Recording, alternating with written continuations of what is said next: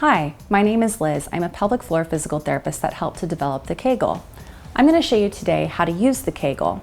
This is the portion that you insert, and this is the external arm. This is a soft pillow that you squeeze with your pelvic floor muscles to let you know if you're squeezing correctly and how strongly. kGoal is designed to be comfortable. This is the comfort vent that allows you to customize the size of kGoal to be comfortable for your body. The comfort vent can be utilized to deflate the kGoal or to inflate the kGoal to make it most comfortable for you.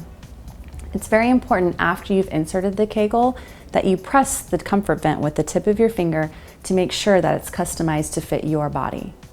When using the kGoal, you'll want to be in a comfortable position, perhaps with the legs open in a butterfly position and the body somewhat upright. It's best to use the kGoal with lubricant. Before inserting, you'll want to completely deflate the kGoal by pressing on the comfort vent. Once you've inserted the kGoal, you'll also want to be sure to press the comfort vent again to customize it to fit your unique body size. To turn on the kGoal, you'll want to press the button on the external arm.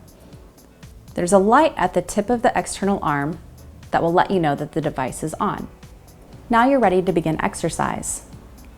You can squeeze the soft pillow with your pelvic floor muscles to receive a vibrational feedback. This lets you know that you're performing the exercise correctly. If you ever need to reset the vibrational feedback, just press the button on the external arm and you'll see a green light.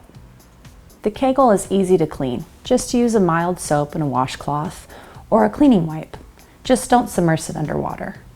The kGoal can be charged using the provided USB charging cable. Just insert the tip of the cable charger into the end of the external arm. Once inserted, you'll see a pulsing green light that lets you know that the kGoal is charging.